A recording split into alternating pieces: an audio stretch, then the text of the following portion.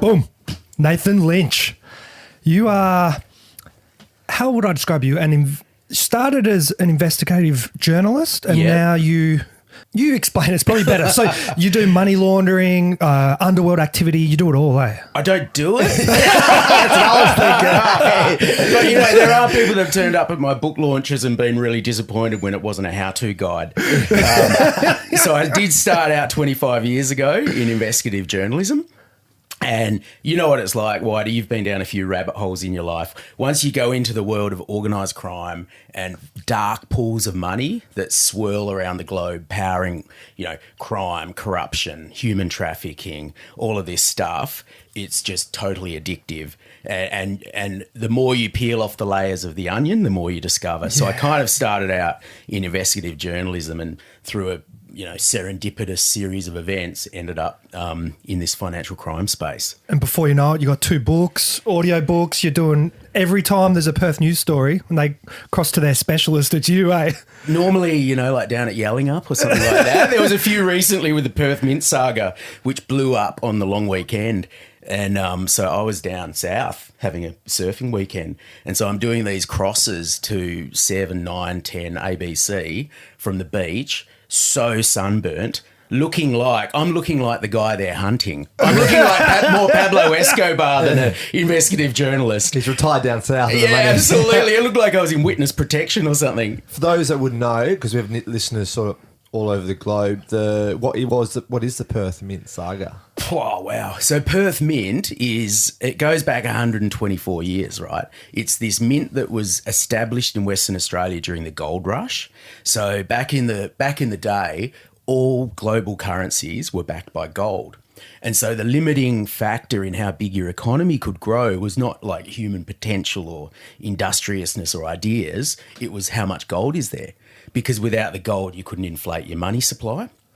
So, generating gold and minting it and creating coins and backing the currency was critical to the development of Australia's economy. And so this mint has this unique situation where it's government owned, it's backed by taxpayers in Western Australia with an unlimited guarantee, only mint of its kind in the world with this, right? Yeah, no other mint is government backed, eh? No other mint has it. And so they've gone to town, advertising this around the world like it's the safest mint on the planet. And they've now got $6 billion worth of gold sitting in their vaults. So you can imagine the liability there, right? Yeah. I mean, it was involved in this scandal called the Mickelberg swindle. Oh, I'm so into the Mickelbergs. Yeah, I want to talk to you theories. We can go into that. Yes. So I had my own theory. So Mickelbergs years ago stole a bunch of gold, allegedly. Allegedly, but not. Yeah. Let's not get sued in the first 10 minutes. Leave it to the end. I want to go straight to the juicy point. Yeah. They've never found this gold. Yeah. They live allegedly across the road from some bushland, and I allegedly see them gazing over there sometimes, and I've a theory that it's buried in that bushland, and that's why they bought a house right there overlooking it. And I've got a metal detector and I'm going out there. Go out there, mate. This is like one of those shipwreck expeditions, isn't it? Yeah. Like, let's head out there and just grid it and do lines. Is this a possibility? No. Oh, come on. It's got to be buried somewhere. That's okay. So the true story is even better, right?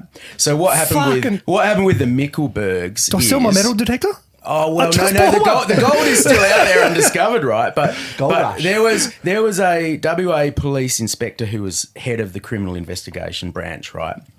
And he is now no longer with us, so we can't defame him. So what we all say is he was linked to a lot of heavy stuff in Western Australia.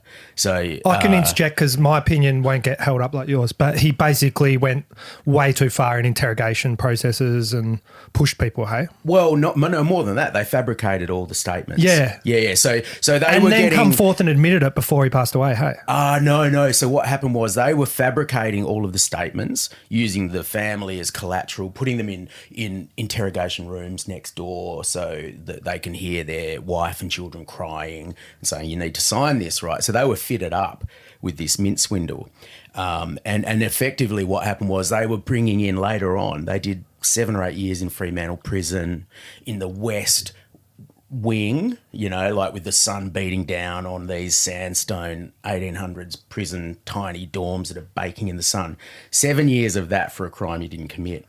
And they're getting in handwriting experts from around the world to come in and prove that these statements were fake, and they still couldn't get acquitted. And was this And in originally the end, from... what happened was Hancock, who was head of the CIB, bought a property out in Orabanda in Gold Country, and he ended up shooting a bikie in the middle of the night after a dispute in his bar. And as vengeance, he was blown up in his car outside the races one day. in Kalgoorlie? No, this was in Perth. Yeah, and in the end, what happened was basically after he was dead, his accomplice, who was a police officer that kind of did all the dirty work, confessed to everything. Okay. And the Mickelbergs were finally acquitted. So the Perth Mint has this incredible history. And when you're sitting now on $6 billion worth of bullion, right? Yeah. In storage, you've got this massive liability. Yeah. They're absolutely paranoid about physical security. Yeah. But unfortunately, they're so focused on that they didn't realise there's a whole bunch of other risks that they face, which is how they found themselves in this international money laundering saga. Yeah. And just to go back to Mickelbergs, did that initially start with cheque fraud? Oh, mate, that began with a cheque fraud on the Mint. But Like in Subiaco or something, hey? Yeah. And basically what happened was when they went back through it, you couldn't find any record of anyone. So, you know, the receptionist had been hired over the phone and she's sitting there, and then a delivery guy drops some containers off, and There's got to be a movie about it. It's so... That feels like a movie. I'm listening and going, this is like a movie script. And it gets It way was gnarly. Wild 'cause Wild West, it feels like. These dudes... Yes, yeah. These dudes, one of them's a pilot. One of them's passed away? Well, so there were three brothers. Two of them were put in prison, and one of them was not. There was not enough evidence to get him in prison and convict him. So he was out advocating for their release, and he was also a pilot, fastidious about safety, according to people I know that are in aviation. And his plane fell out of the sky one day, and he died. Yeah. So in your opinion, because you know more about this than anyone, did they actually steal the gold? No. You don't think? No, they were fitted up, and you know there's speculation about why. But one thing is they were involved in this basically a securities fraud where they were trying to raise money on the stock market to fund a gold exploration, and they went on TV holding this huge nugget called the Rose of Texas. Yeah, right, biggest nugget the world had ever seen, and that was at the time when Alan Bond was the king of WA. And Bondy saw this nugget and goes, I want to buy that. And so Bondy requested the nugget. The nugget went off to Perth Mint to get assayed to make sure it was genuine. It's before they mixed it with silver. Well, as it turned out, the Mickelbergs had worked out how to create a fake nugget by smelting down gold, putting it through water and creating a nugget, basically. Yeah. And so this Rose of Texas was a fake. But the Perth Mint assayed it and said it was genuine. Bondy bought it. And my suspicion would be that that's when the whole thing began unravelling for them. Yeah. So You didn't cross Alan Bond back in those days. yeah, okay. You remember how, for international listeners, he was sort of like the biggest tycoon in Western Australia in the 1980s. Somehow We had a got huge observation boom. rise through city council. We have one high rise. We in the know middle how of that nowhere. got through because Ray O'Connor took the bribe and went to jail for it. Yeah. Right. So he was the man in WA, and he ended up in this case called Bell Resources, where about, I think, $2 billion went missing back in the 80s of investors' money, and that led to the biggest litigation in Australian corporate history that ran for like decades. I know lawyers that spent 20 years of their career just working on the Bell Resources litigation. So So WA, much to it. mate, it's the Wild West, you know. There's so much money here. There's iron ore, there's gold, there's resources, there's gas, and it's the most isolated capital city in the world. And for people that are working in securities markets or anything like that, it's a long way from Sydney. And that's a key issue because all the regulatory and enforcement agencies and the federal agencies are on the East Coast. So a lot happens in WA that wouldn't happen on the East Coast. Yeah. Is that why people seek this opportunity for that sort of stuff to happen?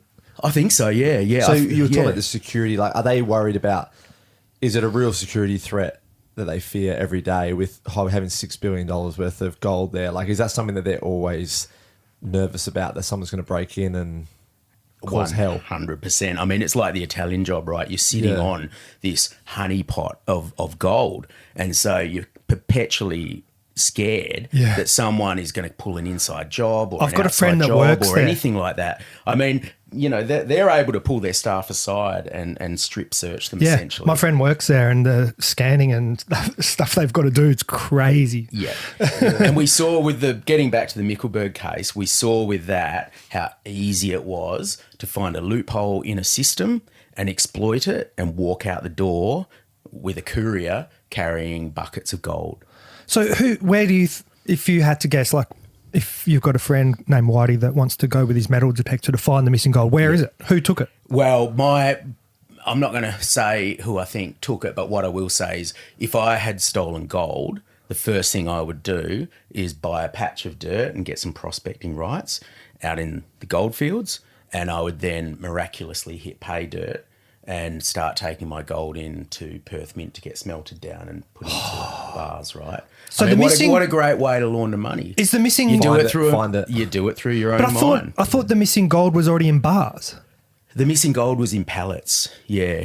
So there was some gold pallets, remember, that were put outside the Channel 7 studio. Remember that? Yeah. Yeah. I mean, the whole As like a fucking return, flex. like a flex or a No, no one really knows what that was about. Almost like a here's a taste decoy tester. or something like that. But, you know, so getting to the bigger picture, you know, if you think about it, like, so when Alan Bond, for what we discussed, went to jail, right?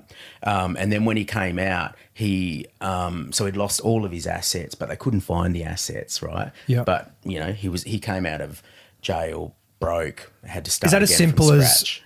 I'll put this house in this relative's name, I'll put this transferring shit everywhere? Or back in that day, there was Swiss banking was a big player, you know, so a lot of money went out through Swiss banks and things like that. But then incredibly, Alan Bond went to diamond mines in South Africa and got very lucky and built his wealth back up very quickly. I mean, you know, wouldn't we all love luck like that? Do you reckon nowadays if you came across that sort of